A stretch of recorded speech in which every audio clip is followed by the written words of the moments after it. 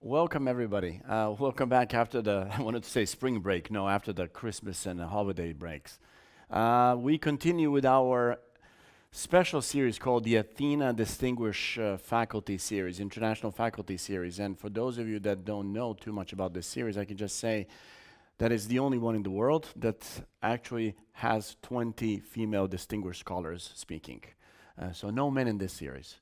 But it's not just that, it's also a series which has professionals and scholars across the spectrum of our school. And as you know, in the School of Architecture, the Built Environment really has a number of disciplines, everything from human geography to architecture, urban design, planning, urban economics, and transportation sciences.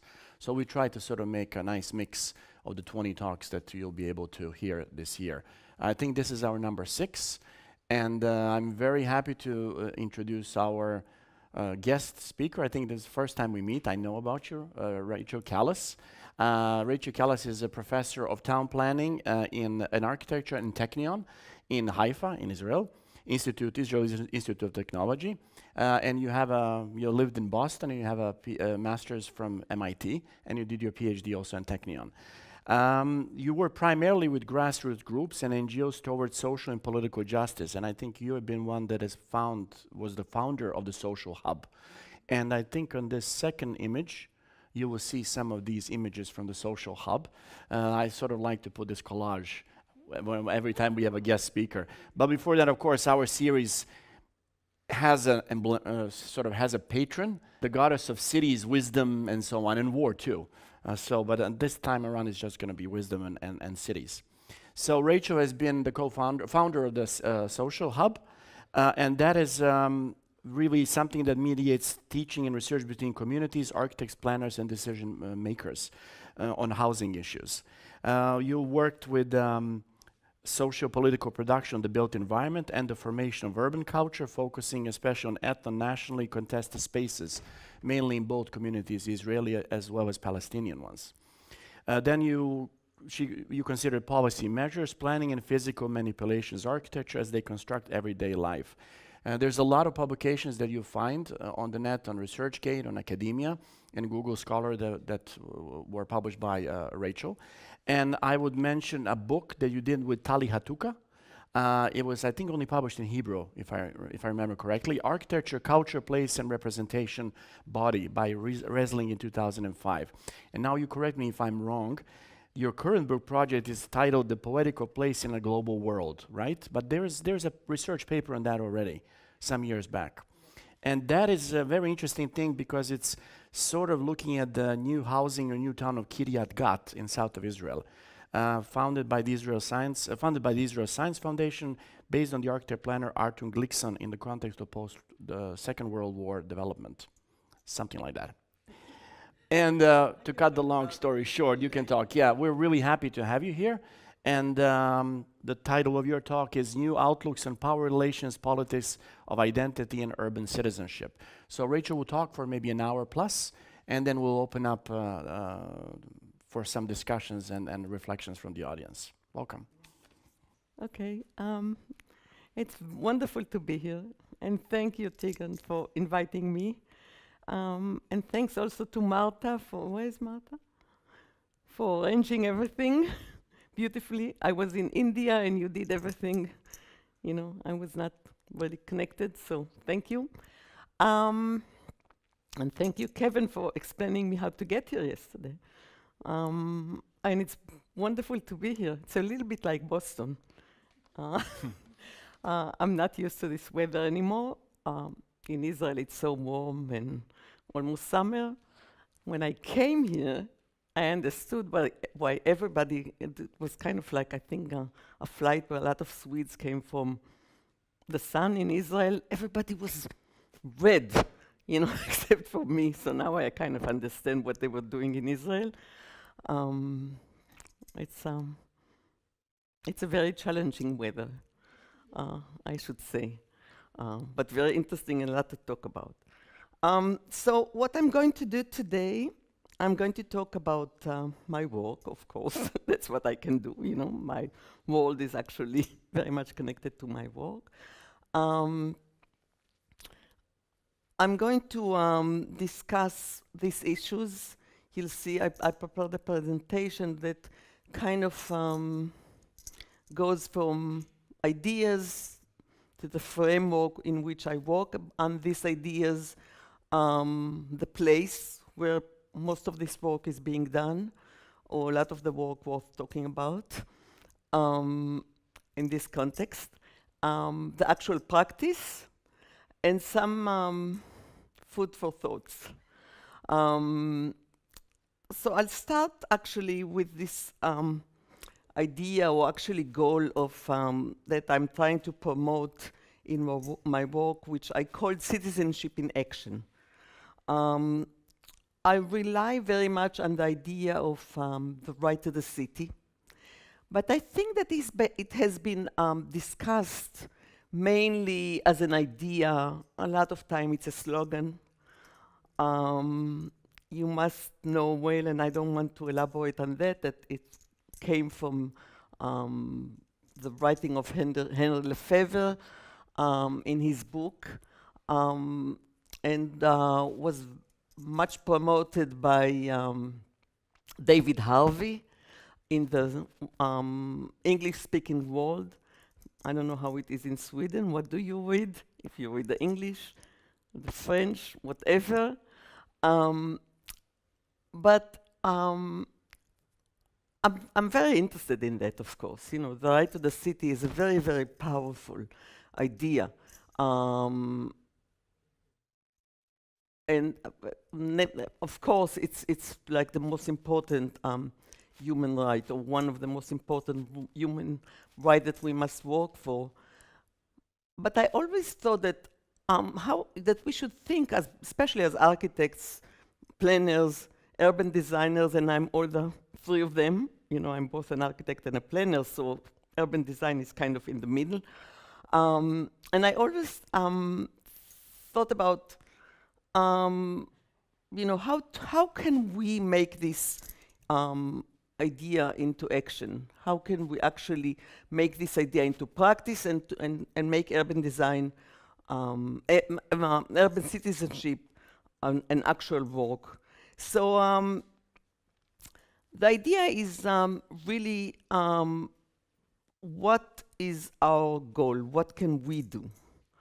And I often think that the ability of our professions, and I say professions meaning architects and planners and urban designers, the main asset we have is the ability to imagine, to visualize the future. And think of it.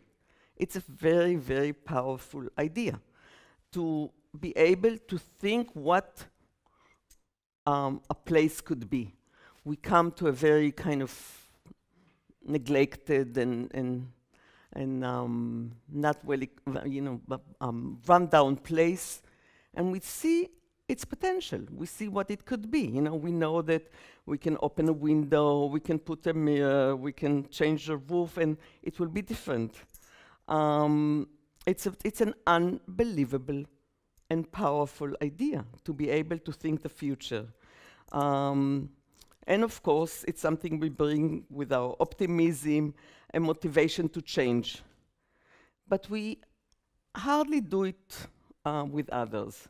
It's something that we do, you know, as our own thing. What would it mean to share this potential with others? That's the thing that really I would like to think it. So what would it mean to share a vision and to be able to walk with this vision of the future of place with others, mainly with communities struggling for their place? You know, it's such a powerful thing. I always feel that visioning the future is really what allows us to go over hardship. So really communities struggling for their place in the city, in contested urban situation, in sites of conflicting ideologies. And you see here pictures of actually from our work. So that's really the idea, and the framework for that for what I call sharing professional knowledge is actually what Tigran just said, the, uh, the, um, the social hub at the Technion, which is, and I'll talk about it a little bit. It actually started at the Faculty of Architecture and Town Planning. It's a community engaged research and teaching center. It was established in 2011, and it's supported by the Council of Higher Education, the Israeli Council of Higher Education, so it gets a very kind of, we have a strong backup. Although our government is not very good in that, but at least,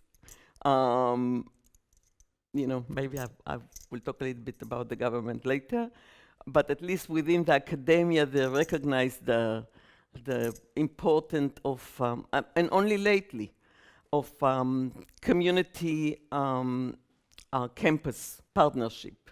So we try to promote professional social commitment, encourage cooperation with communities, and most important, develop community-based knowledge. That's our main goal. And when I say community-based knowledge, what I mean is knowledge that is not just within the academia, but also within the community. So that doesn't mean that the knowledge of the academia is not important. It means that there are other sources of knowledge there. And that communities have very important knowledge that we must find ways to connect and work with. So our mission is actually to support, to facilitate, and to encourage students, but also faculty. A lot of faculties don't agree with that. A lot of faculties would think that what they know is the most important thing. And what the community knows is less important. And a lot of research, you probably know, starts from other research. So you read a theory or a research of someone, and that's how you start your research. I don't know how many of you are in the middle of your PhD or master's, but I don't know how you came up with your questions. But a lot what happens is that, the lacunas that we discover are lacunas within the academic work. So we say, oh, this one didn't write about this one, this thing, and this, and so that's how we kind of bound our own research. But what if we start from questions that come from people? That people say that they have a problem, or that we ourselves see issues that need research out there in the field. And then bring it and think about that. Who else thought about it? What could be done about that? How can we, did someone talk about it? How can we add? What kind of research methodology should we use? So it's not necessarily bounded within the academic discourse, but it breaks out. That's bringing other types of knowledge in. And of course, the whole issue is about social commitment of future generations. What would they be? Would they just look at magazines and work with architects? Or can they figure out other ways of working in the field? Would they take upon themselves other missions, other goals? Why do they see the world? What actually they think about their future and the future of the world? And I could have put here, and I didn't because a lot of people do that, just look at the UN, how the UN, for example, structure all the pressing issues of the world today: hunger, education. What do architects do about that? Build another beautiful building in China, or what can we do about that? That's the thing that really bothers me, and I think should bother everybody. And I think community-based knowledge through academic work and the working together of communities and academicians, that's where a lot of issues could be worked out, thought about. But the two sides bring into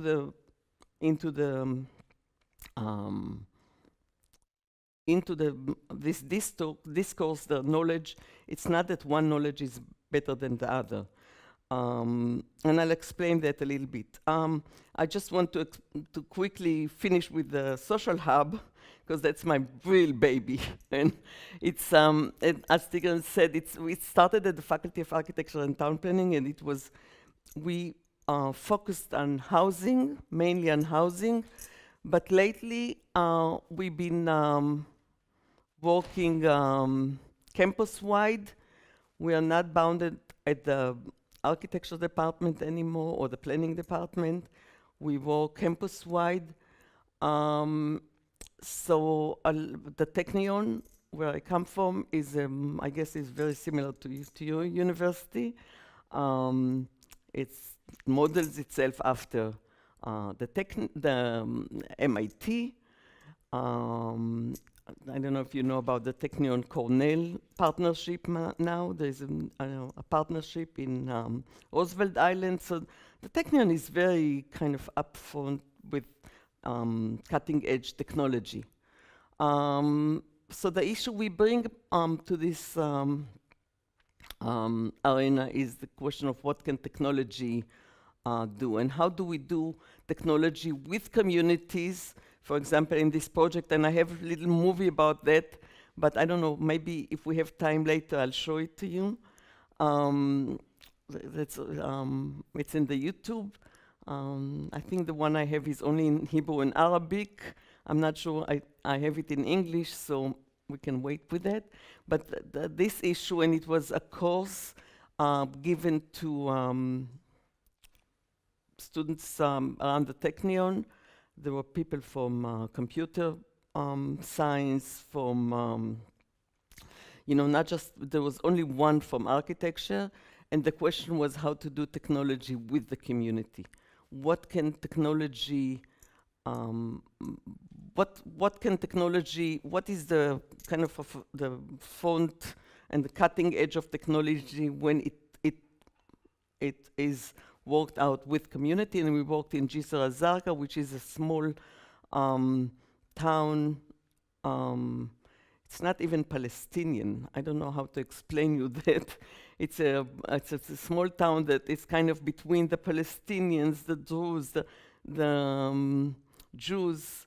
It's a town of people who were brought by the Ottomans to work pretty much as slaves during the Ottoman period. And it's a town with a lot of problems. If we have time, I'll show you the movie. And even if it's not in English, I'll explain you a little bit. So that was one project. Another was a design built in Khura, which is a Bedouin town. We had, it's just, you can enter the social hubs site and see all these projects. There was, we of course work at still an affordable housing with the blind and for the blind actually, and for and with. We always make sure that we talk about for and with. So those are just few of our projects. Let me tell you a little bit about where we work. Haifa is so different than Stockholm. I can't even explain you how different it is. So I'll try and give you some idea of what it is like. I refer to it as community engaged work in conflict zones. And even though Haifa is not Jerusalem, it's a mixed town. It has Arab and Jews. It has pretty big population of, maybe I'll show you a map of Israel first. So you see Haifa is up north, and it's certainly not Tel Aviv, and it's of course not Jerusalem. So when Jerusalem, you probably know from the news, it's a city of confrontation, a very, very heavy confrontation. It's on the border with the West Bank and a lot of issues with political issues with the Palestinians. And when Tel Aviv is very much a Jewish city, it was a Jewish city during the Mandate. Haifa is what is called, and the term was actually coined by the British, it's called a mixed town, meaning that Arab and Jews live there together. When I say Arab, and I mean Palestinians, it's a very, I can't even get into this issue of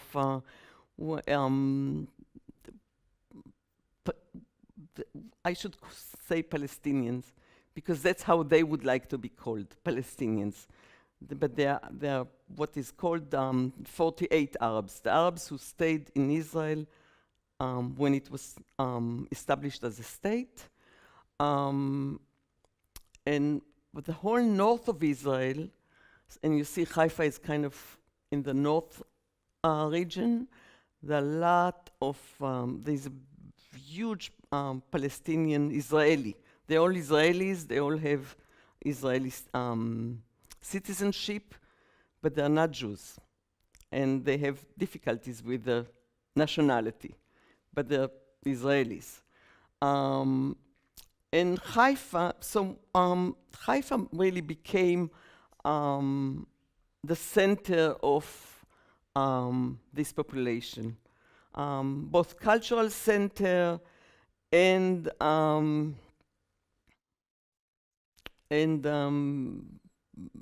you can see everything is bilingual. You can see by the picture down here that it's a mosque and a new government building. It's not a mosque, actually, it's a church. So there are Muslims, Christians. It's a very, very mixed, also the Palestinian population. I showed you that. And maybe I should just mention that it's a project that I was part of.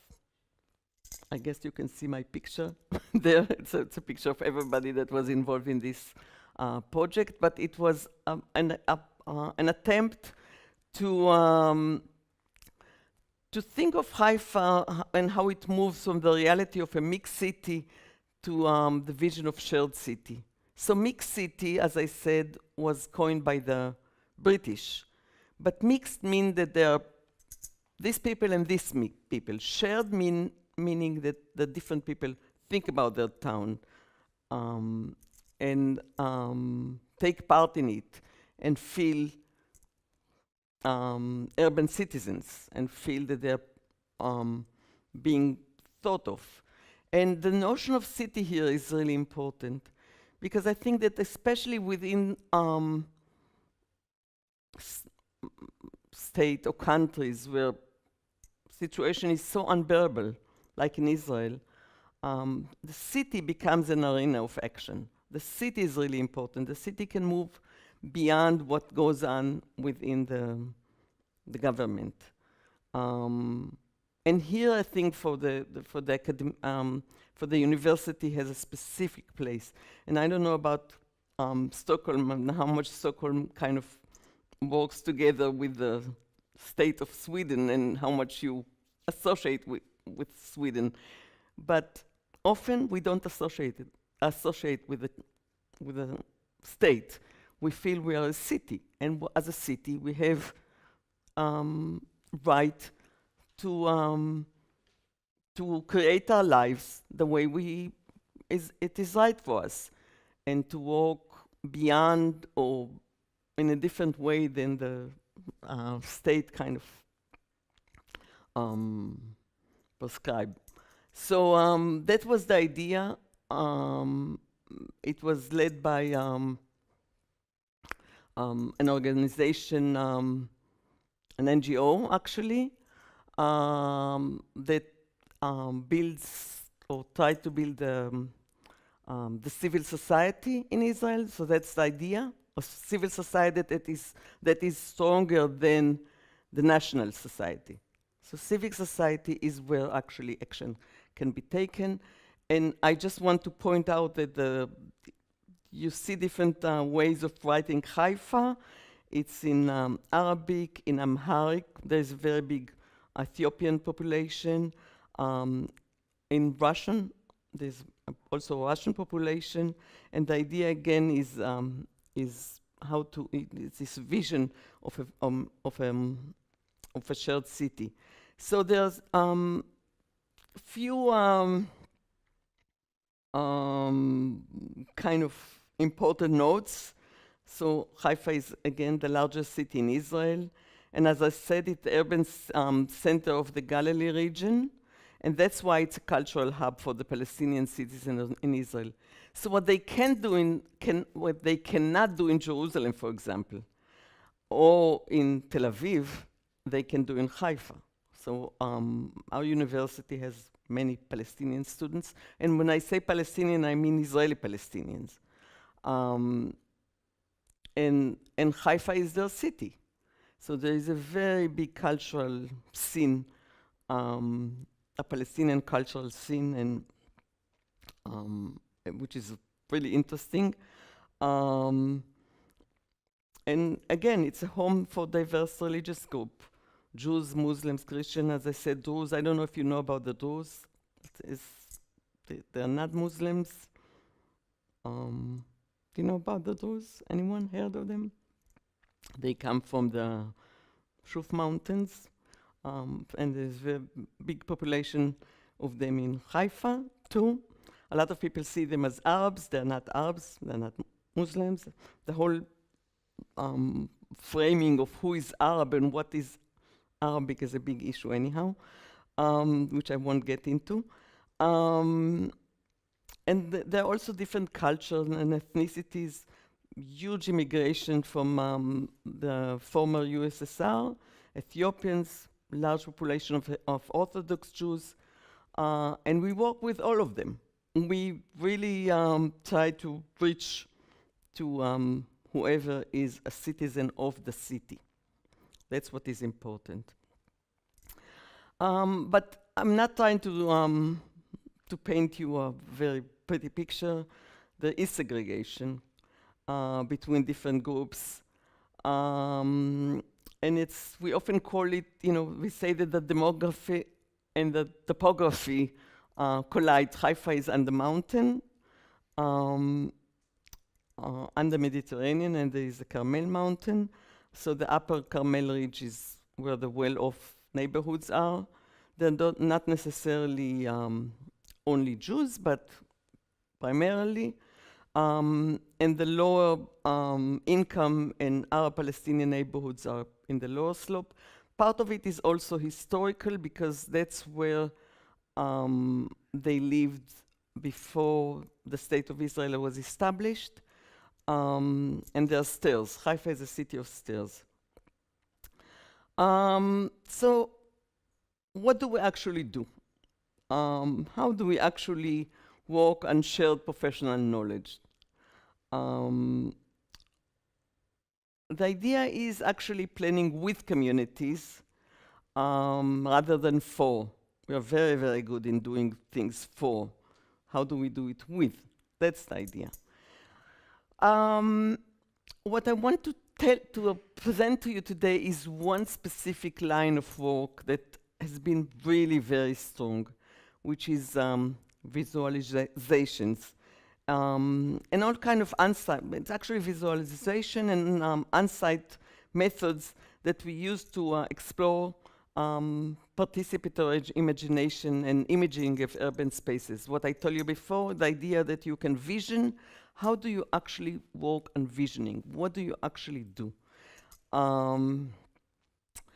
So this visioning or visualization is really, and I knew I was going to talk to architects, so I decided I'll focus on that. Is really the idea of thinking what a place could be. The idea that you can conceive new idea and convey them through images. And they have other different representation, but images is what is really strong. That I think it's very strong if you show someone, maybe everyday life is very dreary and difficult, but think of what it could be. It could be this or that or that, and that's a powerful thing, and that's something we can, I bring here a very pretty picture, but these pictures, it's I should have brought you what this building looks like now, because I just now realize that you don't understand what you're seeing here, but that's the idea. Exploring the potential of places through visioning and visualization, and proposing alternatives. So one of the things that has been really powerful is the development of a course that expands community engaged learning to the social and practical and political context, to conflict zones. How do you actually bring these political issues into the classroom? How do you do it in such a way that it's not just kind of nagging, but it's an actual issue? A course that stresses the places of the community as an entity embodying multiple histories of ethnic identities. So the community is actually important, and that this community has everyday life and memories and experiences that can really become important for the work. And then demonstrating the potential of ethno-nationally context to make education really engaged, and and it's not it's not I'll show you, it's not always successful, but that's the idea. And of course, explore new professional territories through that. When actually you work the aspects of citizenship, as I said before, beyond national politics and ethnic localities, to really think the future. So that's the course. I'll show you now some work of this course. As I said, it's a community engaged course. Are you familiar with this notion, community engaged? Do you have here courses like that, where you do actually it's very big now, all over. So I don't think we are novel in this sense. I mean, there are courses like that that work with communities, and a lot of discussion about that. I'm not sure how much it gets into our profession. Last year at the ESOP in Lisbon, there was a round table on urban design, and new idea. Do you have urban design program here? We do. Yeah. So it turned out that even in urban design, it was very kind of technical and professional and very kind of clear. Now more and more programs, and there were mainly in the UK, engaging communities and think that going out is really important. So it's a course that actually it does focus on theories and practices, but it attempts to link spatial planning with activism. Really, seeing urban designers as activists that can promote social commitment and participation. And the premise is that professional practice is a framework for social commitment, as I said before. So it's all these ideas that I talked about before, and how they become part of education. I'll explain you a little bit about the course. So the principle is that it's planning with and not for. We're very strong in architecture in doing for. It's actually that's the modernist-led idea that we do for and we give society, But how do we work with? That's the idea. It needs a lot of restraint. And mainly, it's only the question of how to move from critical approach, all this critical approach in, including, in architecture, to kind of, I would say, optimistic reform. And I'll come back to that because it has its issues. And then developing actually tools and strategies to work with communities. It's not so, everybody wants to work with communities, but we don't actually have ways of doing it. And there's a lot to learn from anthropologists, from community workers, from others. It's not as if we know everything. There's a lot to learn from others, how to actually work in the field with communities, with others. And there's a lot to learn about it. In order to build, I put it here in parentheses, awareness, attentiveness, personal involvement of students. And of course, practical experience in fieldwork with residents. I heard, for example, from from my students in the course, the technology with the community. I was surprised to hear from my students from, not from architecture, from computer science. I asked them, why did you come to this course? And they said, you know what it means on our resume when we look for jobs? That we actually worked not in a lab, but actually with communities. It's I'm not sure about our profession, how an office of architect will look at that, but it's a benefit to be able to work with different people, to be able to talk to people, to present, to show ideas and to share them. And of course, the whole idea of special emphasis on personal experimentation and experience. What does it mean to actually experience things? I won't, I won't get into the pedagogy of it, but that's how the course is built. There is always a semester project, and that's around this project, and I'll explain in a second how we choose the projects. And then we also, of course, as any other course, we have discussions and reading of material, like in any academic courses. We look at precedences. We have guest lectures. And students also write reports, diaries.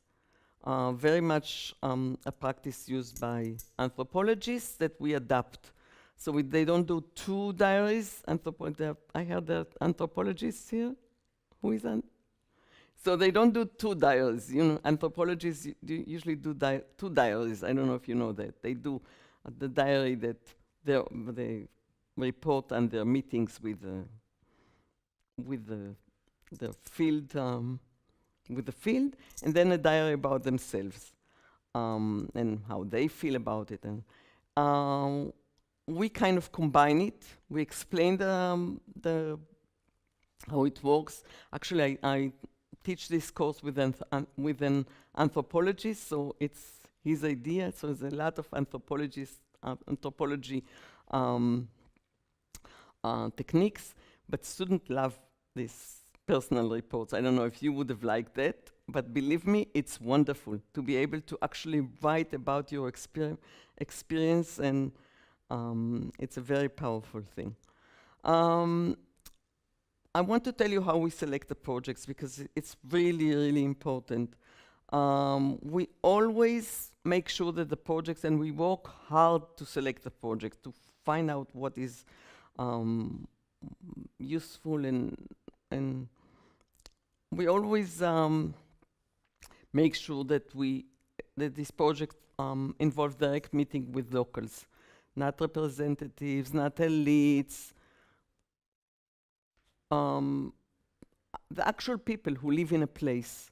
That's not easy, but it's a must. We make sure that it's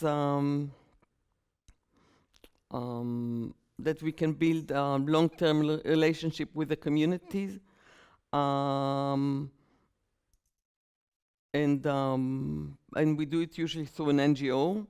We actually have an actual contract with the NGOs, so we have a mutual engagement. So the NGO kind of mediates between us and the community. The NGO is there longer, they know the place, they are there for longer time.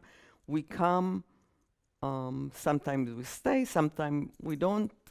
So it's really important to have really mutual engagement with the NGOs.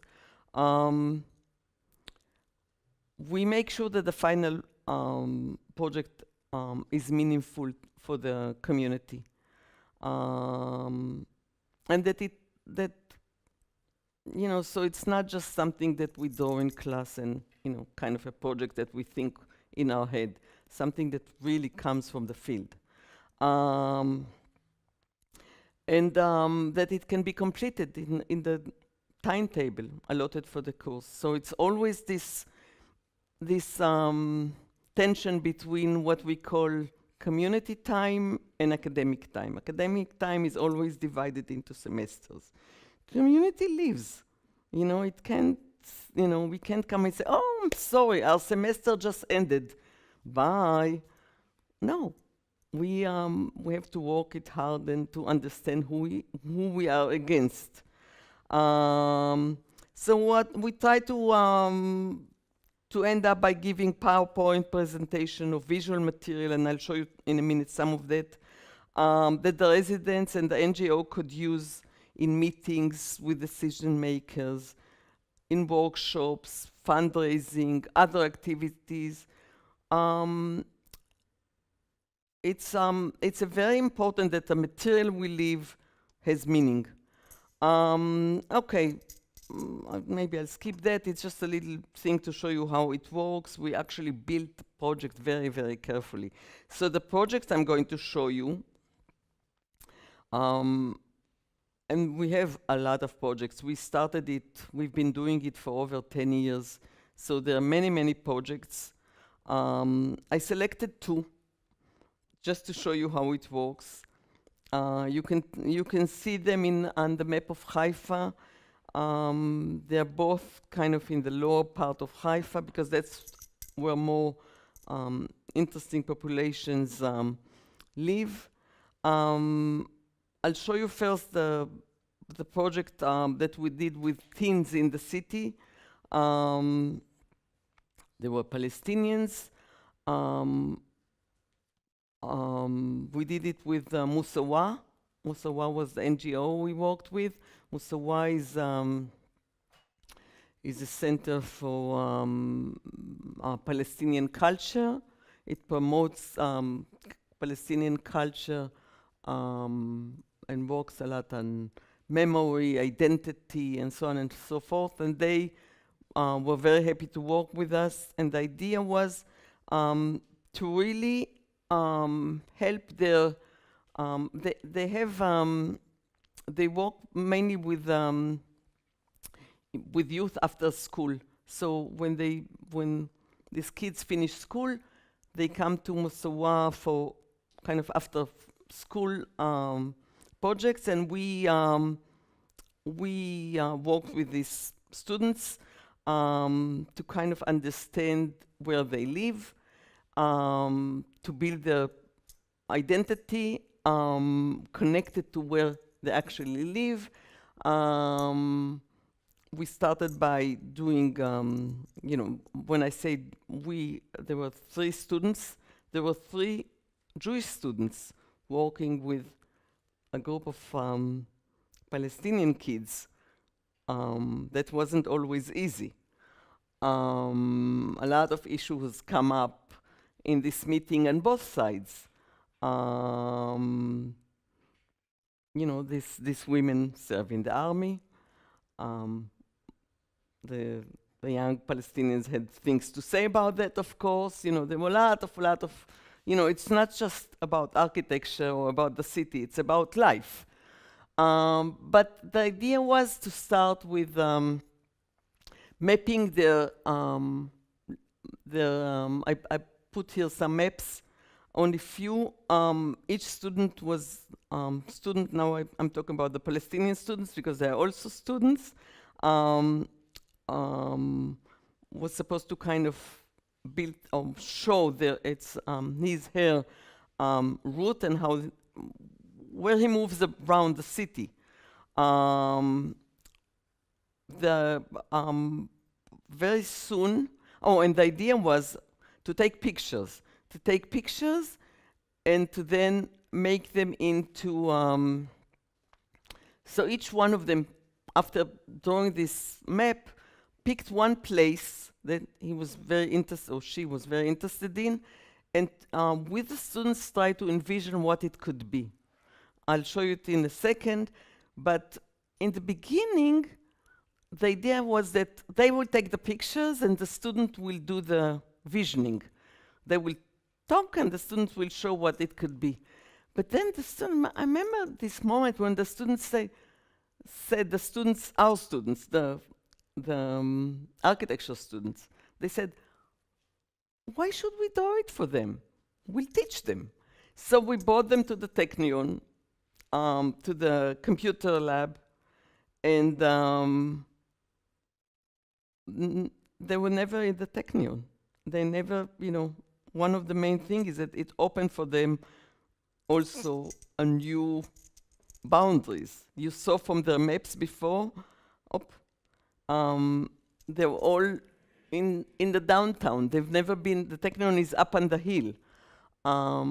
So here they are at the Technion, learning very simple skills. It's like, how to take pictures and with PowerPoint,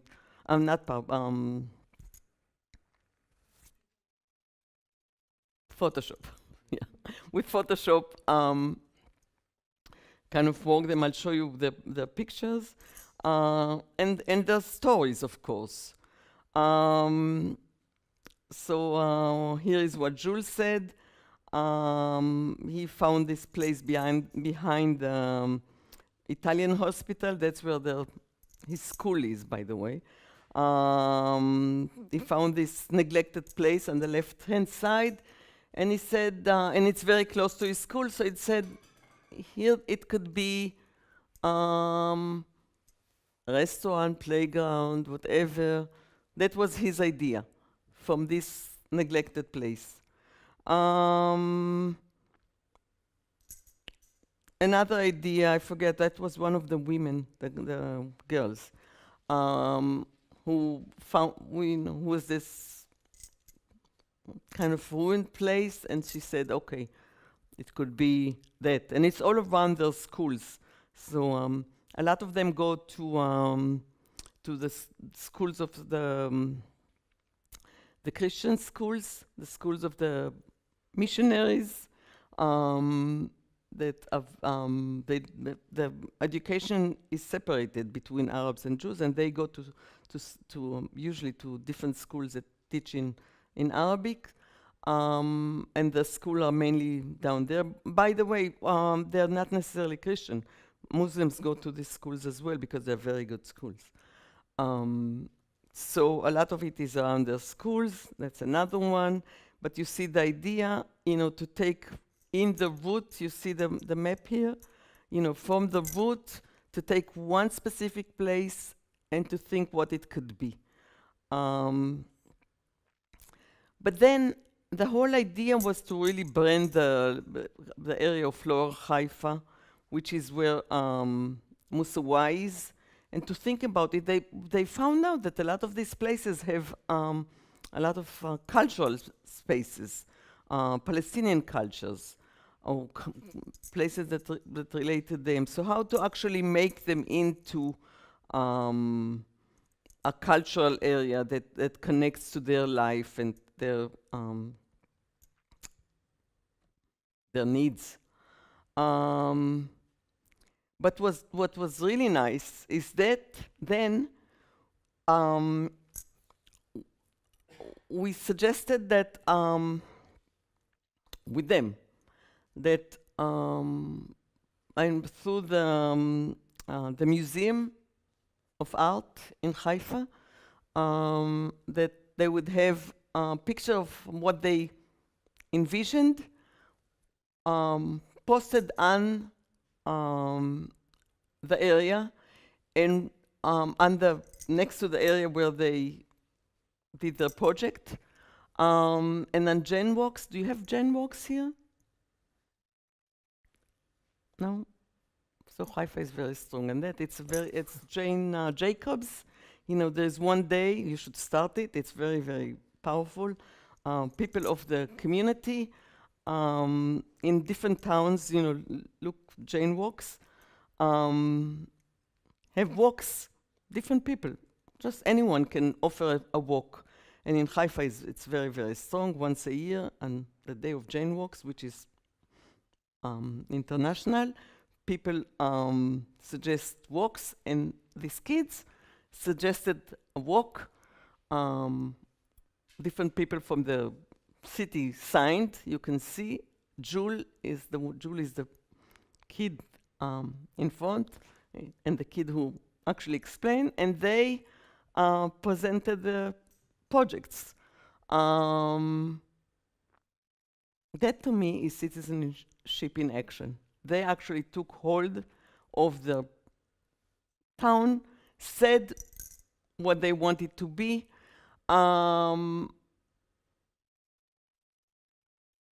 We haven't been very successful in carrying it on. We had an idea of presenting it to the city, things didn't, but who knows? These kids go up and maybe they will do more. But that was the idea, to actually take hold of the city and say what it could be. Another project that I want to show you is a different one in a different area. That's the area.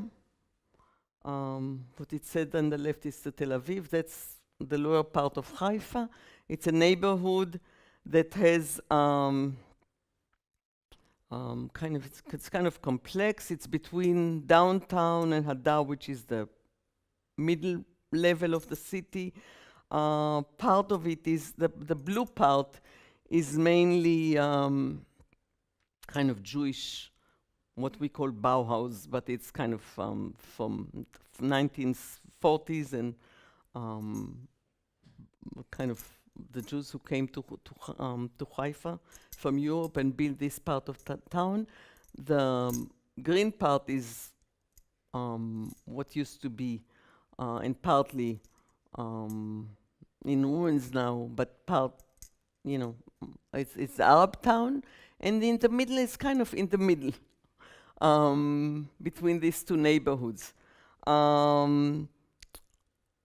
But it's a very kind of mixed neighborhood. You can see it's very close to the railway. and the population there is, there are Jews, there are Palestinians, Ethiopians, large population of immigrants from former USSR. We actually went in. We were asked by Shatil. I presented you the book before, so that's the, it's an NGO that works there. And the people there wanted to just, they asked us to help them kind of build the image of their place, to understand where do they belong to, what is exactly their place. But then when we start working with them, what became very, very obvious is that the city decided to cut a street, a new road actually, on the street, and you can see it's on the, let me do this. So you can see there's no road there, but then they just cut. One day they decided to, it's not one day, it's been for a long, long time, but they didn't consult the citizens, the residents. One day they just cut the street. We came in, we start working with, I don't know if you can even say who is the student and who is the people who live there. We start walking with them, we ask them what they want, we kind of, it always starts very kind of not clear what's going to happen. But then, and then there was something really wonderful. For the first time there was a meeting organized by Shatil, but we were there for us, between the Ethiopians, it's on the left, and the Arab community. They never met before. They lived very close, but they somehow never met. And they met because there was an issue. There was a project starting. But then they start telling us about the road, and they didn't understand what was going on. So we decided to just explain them what is that. You can see that people don't know how to look at maps. So only when we show them the map, and then we show them the houses, and they said, "Oh, that's my house, and that's my house, and here is that, and here is that," and there was an underpass designed. It's in Hebrew. I'm sorry, but they were horrified. It's not a very good neighborhood. A lot of drugs.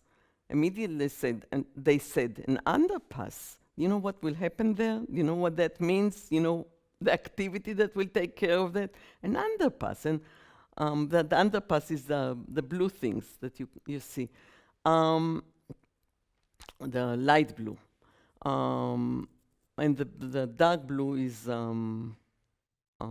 coarse.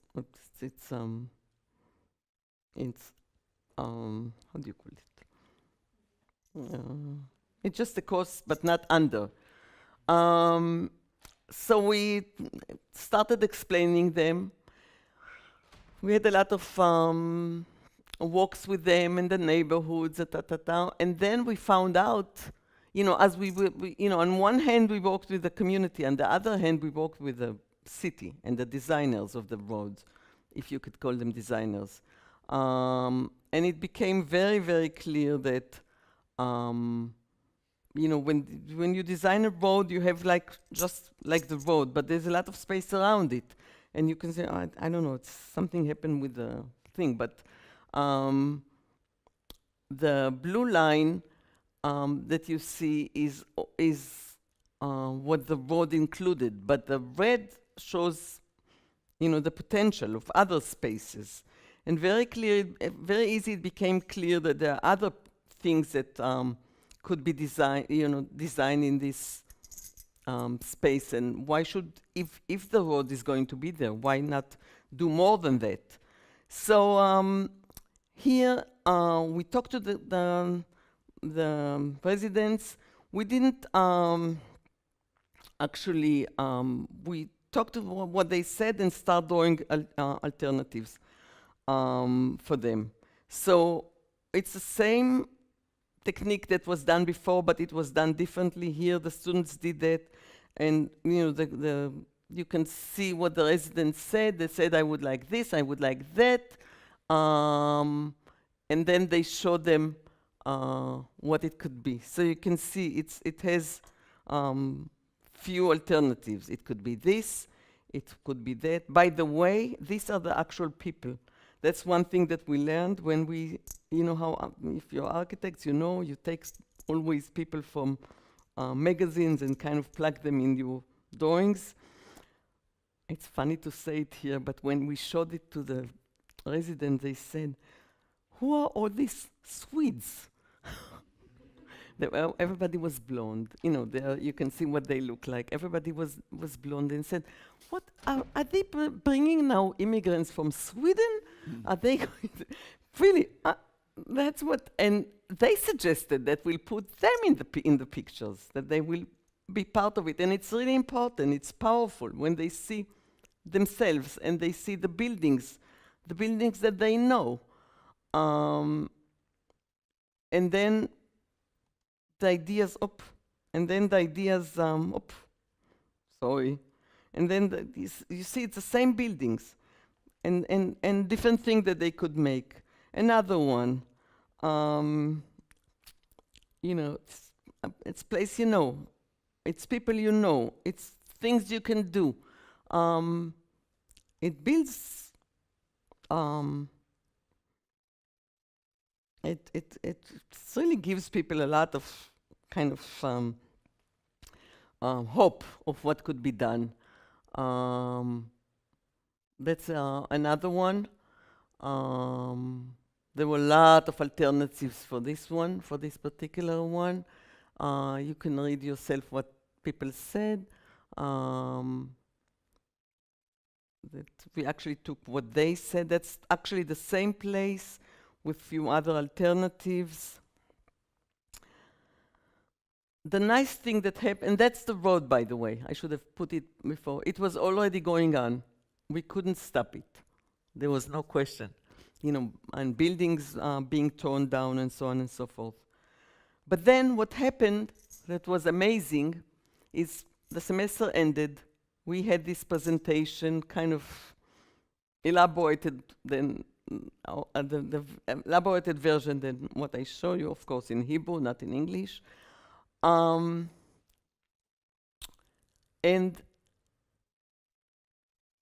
there was a lot of unrest because of the road. It was clear that it won't pass. You know, it was like the city knew that something needs to be done. We were behind the scene. We told the residents, show them the PowerPoint presentation. Go and take it and show it to them. So there was a meeting of the residents with the municipality, organized. We were not there. We were behind the scene. And what was amazing, oh, what happened? Everything is, so it says here, this is what we want. I don't know, something is co-opted in this, I keep seeing. But anyhow, what it says here is this is what we want. So they don't say, we don't want. They said, this is what we want. It's a very powerful thing. Not no, yes, but this is what we want. The municipality was completely taken by that. And what they actually said is that they wanted a garden. You know, one of these gardens, at least one of these gardens need to be built. That's their, and we said, okay, but it can be what the students design. That's not, you know, it's just proposals. It's not the real thing. Ask them to give you a landscape designer that will work with you on the garden, and that's what the city did. I don't think they had much option. So there was a whole process started where they actually designed the garden themselves. They worked on, on alternatives, had discussions. It was a huge thing for this community. By the way, at this point, the Ethiopians left. There was a big dispute between the Ethiopians and the Palestinians. So you can see that it's only Palestinians. The drawings they made, ideas of finishing, and then the park was under construction. You see it's the same place. They actually also took part in building, and our students too were there. That's the park during construction. Very simple, but something that they could actually take part of. And it was their ideas. That's the park finished. In the beginning, it was wonderful. They had all kind of parties there, and it was empty and wonderful. That's the women that were very, very instrumental in this work, and actually we continue to work with them to this day. It's amazing. We have other projects with them, which I'm not showing you, but they're really, as they say about themselves, we are the women, we are the men, we are everybody. And they are. Meetings, but what happened is that I thought that the empty space was wonderful. They wanted equipment, like in other parts of the city. I don't think it fits them, but it kind of fills the whole place, and I don't think it's very pretty or or useful. But that's what they wanted. There's a point where it's their project; it's not yours. So that's what it looks like. They play, ta-ta-ta-ta. It's a very, very successful place. And as I said, we're working there since. I'll explain you. I want to show you some dilemmas and, the achievements, but there are also a lot of dilemmas about that. And I'll, it's not that, wonderful. As I said, there's always issues. It's wonderful, but there are always issues. So of course, it's as I showed you, and I focused on the spatial visualization because it's very, very powerful and empowering tool. I think it's really makes or helps civic action. And it definitely turns residents from passive and to engage urban citizens. But it also helps students to become from elite professionals to socially involved practitioners. I don't think the drawings are any wonderful, or kind of you might look at it and say, wow, that's architecture, but it is. It's a very meaningful architecture. And of course, all the pictures here are from other projects as well. I think that what the residents learned is to demand their rights. That's the most important thing.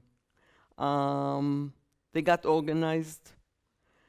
They worked very successfully in both projects, by the way, very successfully with NGOs. They manipulated the NGOs, and I think they manipulated the municipalities. And they negotiated effectively with the authorities.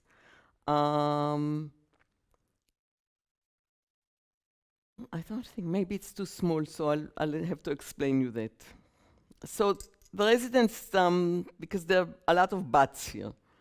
Residents turned from passive to engage urban citizenship. They worked with the municipalities, as I said.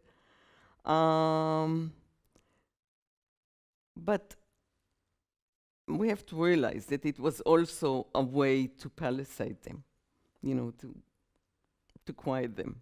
So, okay, we give you a park. Now, be quiet. We gave you a park. So it's not, we have to keep pushing. It's not, as if that's the goal. That's just the beginning. The road construction was not stopped. We were not able to stop the road construction, but the underpass was never built. As I said, the community really feared that it would turn into a crime zone. But that was the issue that actually made the Ethiopian separate from the Palestinian community or from the Arab community. Because they both live on the two sides of the road, and when there was no underpass, they demanded their own, the Ethiopian demanded their own park. So they said, okay, the Palestinian got one, we want one too. It's not a big success. We wanted them together. We lost on that.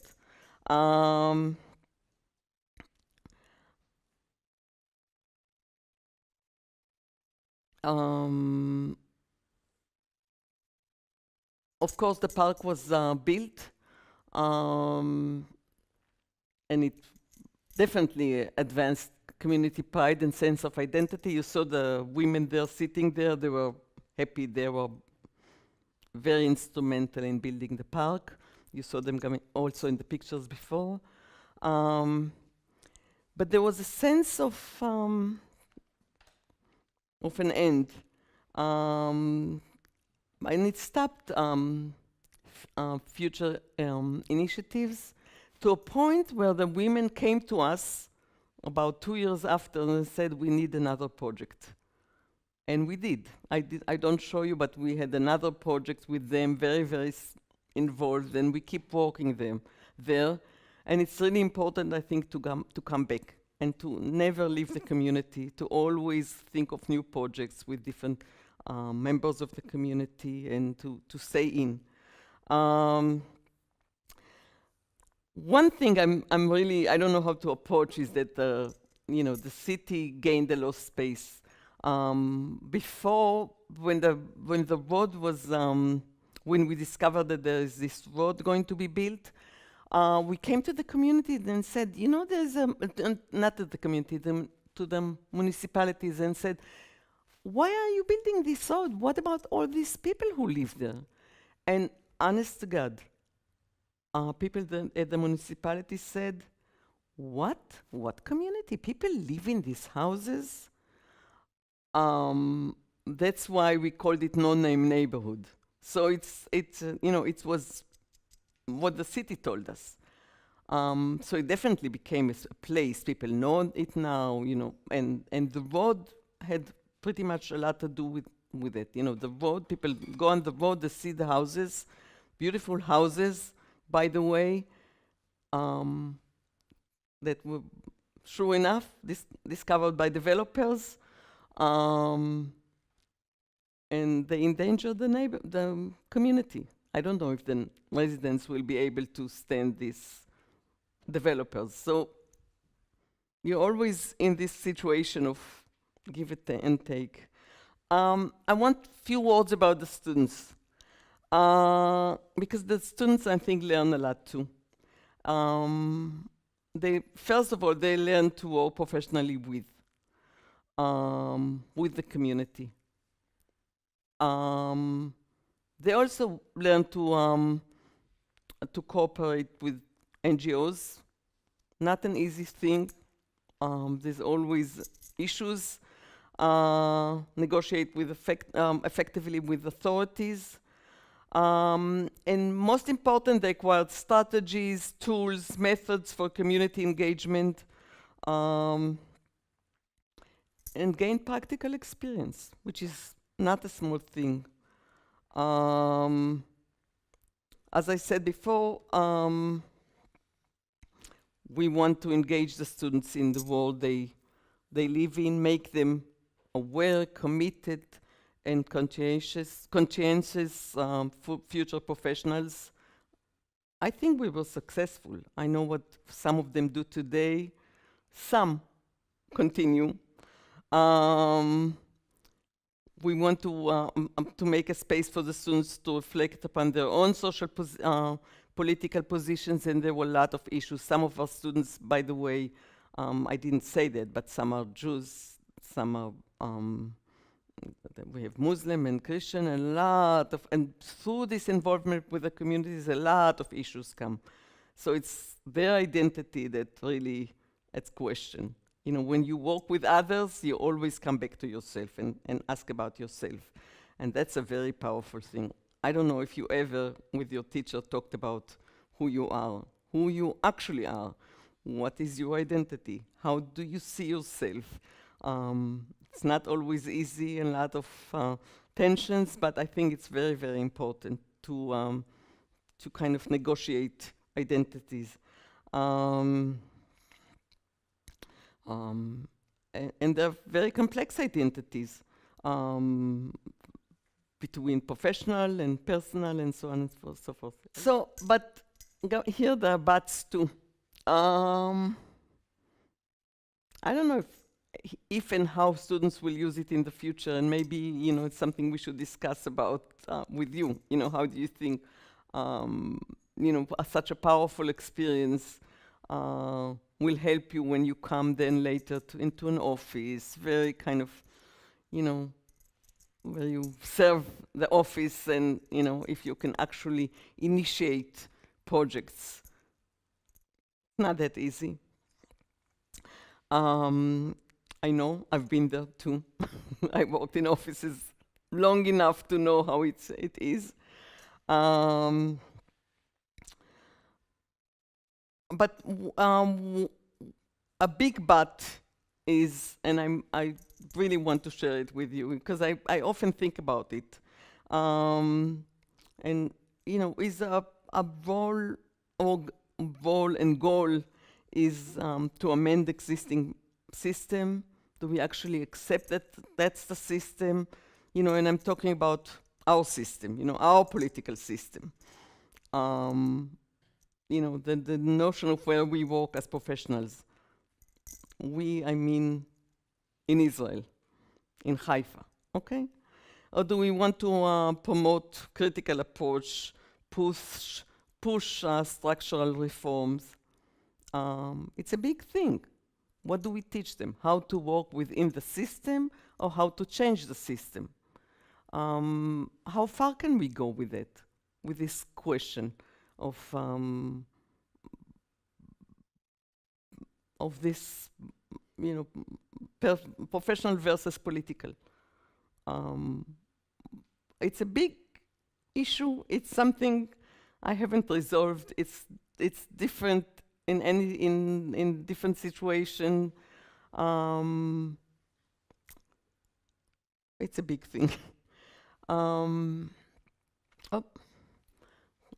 almost done. I want to, you know, as I said before, how do you do actually physical specification through visualization? The idea is that you have to ensure a common vocabulary. So when you talk to others, you know, you can't just use jargon. You have to really build up common vocabulary. Build a collective identity. Think of, you know, or that's in fact the potential of it, I should say. And really strengthen the sense of collective ownership of the city.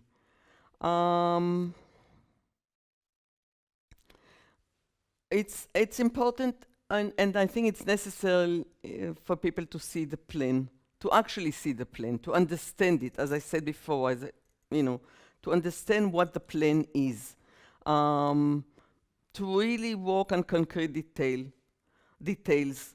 So abstract ideas translate underground. So they don't just become ideas, but they're actually reality underground. And I think what it allows is to go from very kind of interpersonal matters, to direct attention to elements, and it makes people kind of move from kind of the individual conflicts to something that they could share. And something really, suggestions for practice. Always develop number of alternatives. Like if you're going to go through this process, show multiple possibilities. Stress the freedom of residents to select. Make them understand that proposals are only proposals. That's very, very important. Also, anyhow, the city always comes with a proposal, and that's it. Why is it? Why can it be others? A proposal is only a proposal. Could be others, alternative, and we should select, and we should choose, and we should see alternatives. And this proposal should be integrated in the reality of residents' everyday life. It should be. People have very hard time understanding plans. They don't understand it. So make indication of real places. As you said, so before, there were always houses in the back. Something that they can recognize, that they can associate with. Real people, not Swedes. Here, maybe Swedes. Not Palestinians here, okay? And if you can mix fragments of stories, popular narratives, something that people can associate. Not everybody is visualized. Other people read better words, music, whatever. So my last point is that professional practice can become what, I don't know what it says here, something a way for urban citizenship. I don't know what exactly it says. And that we must share our professional knowledge and skills with others. That's the only way to enable a democratic envisioning of a better future. Sharing this vision with others. So the right to the city is not just an idea, it is part of our professional practice, and we should find other ways. I showed you my way. I hope to hear from you your ways. But we must work on ways of making the right to the city part of our professional practice and find ways of doing it. Thank you. Thank you very much, Rachel. It was a lot. But it built a tapestry of many issues that we work with, we would like to work with, and also understanding that planning is so complex. It's from micro to macro. All approaches are needed, and all places are different, but in the end they have something in common. So it's a very interesting talk. Thank you so much for this. So I think without any further overdue, I'll open up for our colleagues here, unless they don't say anything, I might say something. So, because I know a lot of our students are here and they're also working with these issues. Sometimes they're enabled to do it. Sometimes we don't enable them to work with the community, which I think it's a pity. I think definitely our studios need to have that element.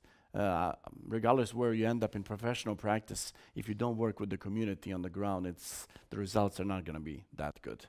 So I'll open up to see if our colleagues have any questions. Oh, before I forget, this really fits into because the Athena lectures are also within a 2-year biennial theme, which is urban disclosures, or who owns our cities, who controls our cities, and cities for all. This tension between I just decided not to take your words. Right. To pick up mine. So I think you're very much in line with what we wanted to hear and what we're doing. And the thing is that the cities, even cities for all, it's a slogan. How do you actually make it?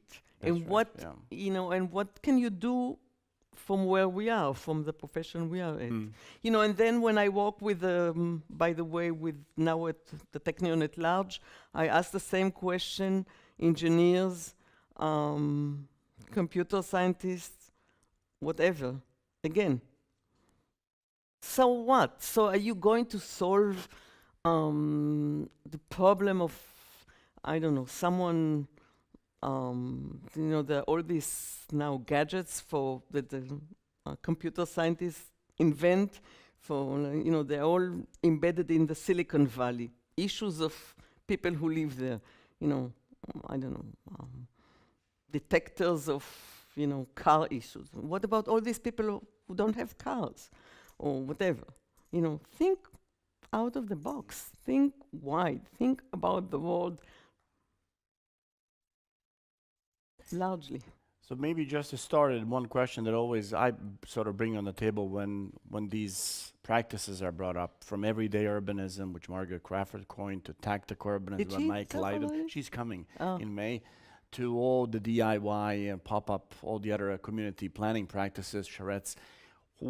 Who represents the community? Who is the representative sample of a specific neighborhood or community groups? As we have seen here, there was a tension between the Arab Palestinian and the Ethiopian. At the end, they split. So they could say, the Ethiopians, this was not our park. This was not our practice. Oh, but then you can say the Jewish community and the Arabs say this, well, this was our. So what do you think about this sort of representation? Can you always represent everybody? Or is there only one segment that you can sort of take out and say, well, maybe we're happy with just this little sample? It's a very, very good question, and but I don't think it's something that you can answer theoretically. In each process, it builds up differently, and I think these processes open up the thread of the community. So even though for example, the Palestinians and the Ethiopians might have had something in common, in their everyday life, they live on the two sides of the road. And it needed something else to really bring them together, not this specific park. So if we think that's an issue, we have to work out something else. So I don't think the idea is the community as a kind of opaque bubble. It's the community in process. Right. That Okay. so we never think of it as a community at large. We think of it as As a process, yeah. a process and what it means, and deal with it as it comes along. And it's not easy. Great, thank you. We have a first question here. Okay, so my first question is, would you say that the children were like unifying factor, because in the second version of the park they added places for children? And the second question is, they were against the underpass, but was it considered an overpass, and what was the view on the overpass, like a bridge on it? Are you talking about the second project? The second one, the one at the no-name neighborhood, the no-name neighborhood. I don't think the kids were more important than the women, for example. What happened is, and maybe I forgot to say that is that when the students started walking and walking around the neighborhood, the children, or in fact a group of young women, kind of 16, 17, discovered them, and kind of took charge of them. And you saw them. You saw there was one project with the girls there. I remember it was quite amazing because they explained them about drugs, for example, about how if you see someone, they were actual things that the students learn from the girls.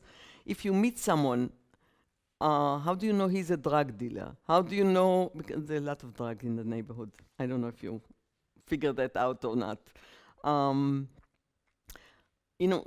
they explained them the fact of life in this neighborhood, and they became very instrumental. So eventually, it was a lot about the girls there, and they're very strong women.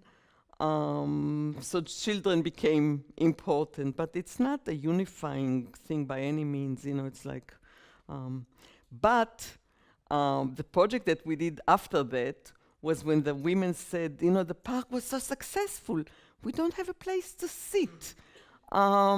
So we should think of something else. You know, the kids took over now. Everything is with the kids. Now we want something for older women, and we started another project with them. And you know, maybe one day I will show you the other project, and it's wonderful. Actually, it's called Urban Podest. Did you call Podest too? The you know, when you have stairs and then you have a landing, it's like urban landing. So when older women move around this neighborhood, which is on a slope, you know, these places for them on the the stairs and the landing. So I don't think the children are necessarily a unifying. In this particular project they were, in the other one they were not. It depends. And the other one was about an overpass was never an issue, but the underpass was a big issue, and there was lately an accident there, by the way, in one of these crossing. So I'm not sure an underpass wasn't a good idea. But anyhow, an overpass is a problem. You have to go up and down, and anyhow, there are a lot of stairs there. I don't think people would have used it. I don't know. It was never an issue. And actually, we didn't actually deal with the road. The road was already designed and under construction. We dealt with the spaces around it. The thing we told the resident to tell the city is that you build this road, you took part of our neighborhood, what do you give us back? We gave you space, give us space back. That's how the whole idea was started. We kind of whispered in their ears what to say when they went and met the municipality. Thank you. Great. We have one there. Marilyn? Hi, thank you for a great presentation. It was really interesting. And great to see I guess you've fleshed out a lot of concepts around the way that you're working, so it's good. I'm interested in kind of the relationship between, or the point at which the designer lets go, or the community lets go and the designer takes over, or the point at which the designer lets go and the community takes over, because I think it's very complex, or it's very difficult to say. Oftentimes in these participatory processes, people say, well, we gave so much information and then what came out doesn't reflect what we wanted. But I've also heard other people say, well, the designer is there for a reason. They have an expertise and they should use that expertise. So I think is there some way that you think about that? How do you communicate? How do you teach your skills while also letting there be agency? And what's your agency in that situation? Do you think of yourself as a mediator, or do you think of yourself as an actor? Yeah, something around those questions. Thanks. No, it's I think the wonderful question and right to the point, and a lot of issues around it. For one thing, there's a big debate about these projects. Someone once told me, why is community architecture always so ugly? And a lot of, if you look at like a lot of these projects, they're not pretty. They're not magazine or journals kind of architecture, except for Architecture for Humanity. Do you know the two books of the Architecture for Humanity? And the exhibition that was at the MoMA, I think 5 years ago. Are you familiar with that? Where they actually put like social architecture, like in the forefront. Look them the two volumes of Architecture for Humanity that are very, very good, I think, because they show how this architecture could be also, if not beautiful, at least interesting.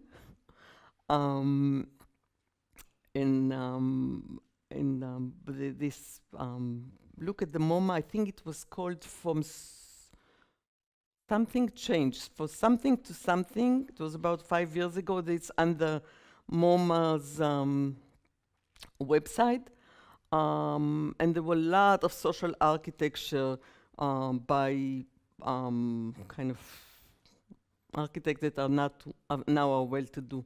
The Pritzker, the one who did the Biennale last year, I think, from Venezuela, I think. Aravena. Yeah. Alejandro. Yeah, I think Yeah. Alejandro, yeah. He has a project, the project of the housing with the stairs, the color, and few others, very interesting. But there's another issue here, I think, which is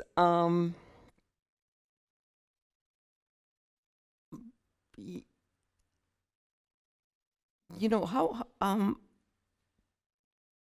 which I often think about is do we let the municipality take the projects that the students design and do them, or is there a need for professionals? And this is for a couple of reasons. One reason is that architectural students are not architects. They should not design. They can come with idea, they can show alternatives, they shouldn't design. For one thing is that they're not professionals yet, they're students.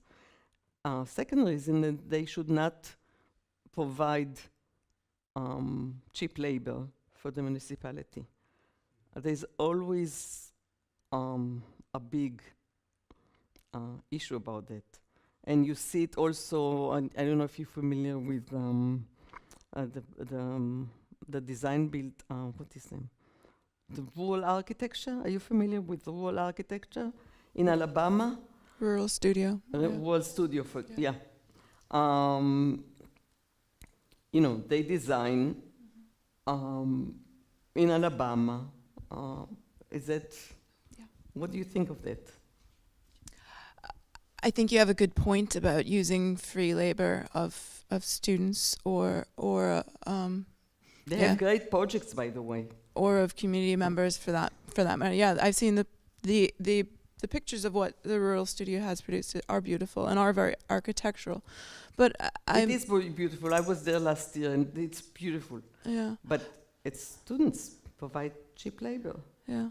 But I am interested in, so how do you conceive of the role of the community members in coming up with ideas, and then how do you work with those ideas, or how do you help the community members to develop those ideas? So the kind of that maieutic kind of conversation maybe.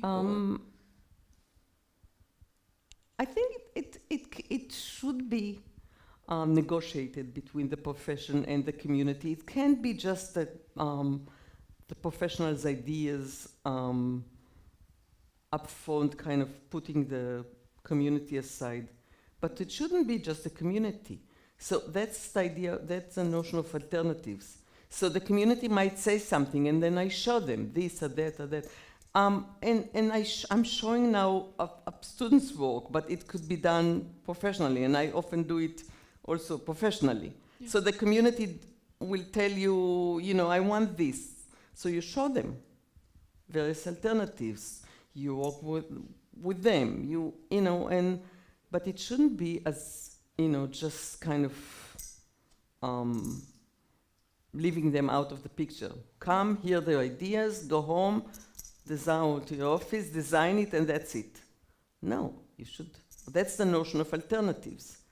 I think that I stress very, it's very important. Yeah. Alternatives. And they might tell you, yeah, but we don't like that. Yeah, so they don't. And you have to listen to them. And, and you can try to manipulate. It's not always easy, show them alternatives. the way you do with any client. Before the next question, I found it. It's small scale, big change, Yeah. new architectures of social engagement. Look it up. Ran from October 2010 to January 2011 in MoMA. Yeah, I think it was Yeah. the first time that social architecture came to the forefront. There were beautiful pictures, beautiful, the community was not, it wasn't always clear where the community was, but definitely social architecture came to the forefront. And then architecture for humanity that was dissolved. You know that it doesn't exist anymore. Okay, you have a next one? Yeah. I'd also like to say thank you for a really great presentation. And I was interested in asking about how or if you work with transport or ideas about movement within the city, because obviously the built environment is a big part, and architecture obviously is very much about that. And then the road that was being built brought questions in, or created questions and a project. But I was just wondering, do you work with any projects about transport in the same way as you do with these, the buildings or how used space? Is that something that you have done? I'm not sure. Or maybe I Do can we actually rephrase. work on the buildings themselves and not? No, it's more about, say, because design of the built space can often be static. I was wondering if you Could ever often be static, yeah, Okay. So do you ever work with like community ideas or ideas about movement in space and what kind of movement people want and how they want to move? Is that something Yeah, that you ever work actually with? we do. We have a wonderful project with elderly group of people. There were about 40 of them from the former USSR that are very active. They live, again, Haifa is a city of movement, and movement is not very easy. There are always stairs, and a lot of it was about how they move.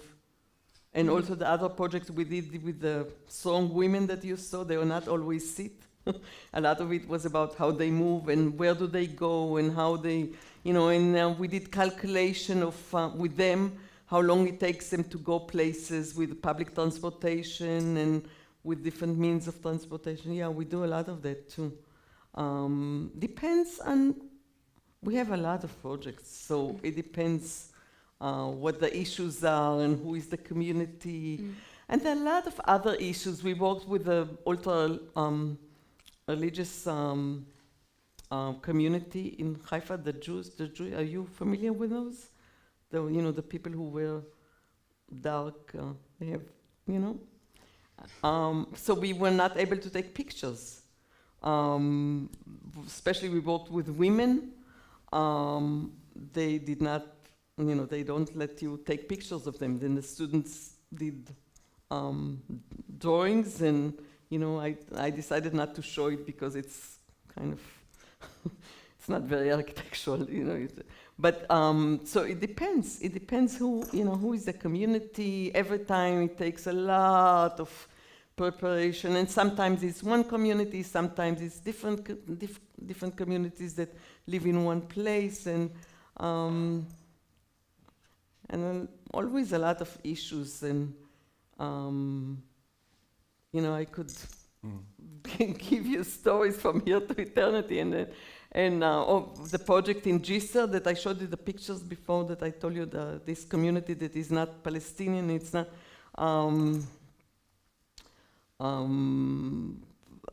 There's so many issues there. I can't even start telling you how many issues. Maybe next thing you should do, come to Haifa and I'll take you on tours. We'll bring the students over there. Yeah. It's something struck me what you were talking about in the beginning. It was this combination of demography and topography. And I always like to say certain cities and places are dealt specific deco cards. Sometimes like in poker, you get a hand and you cannot do much about it.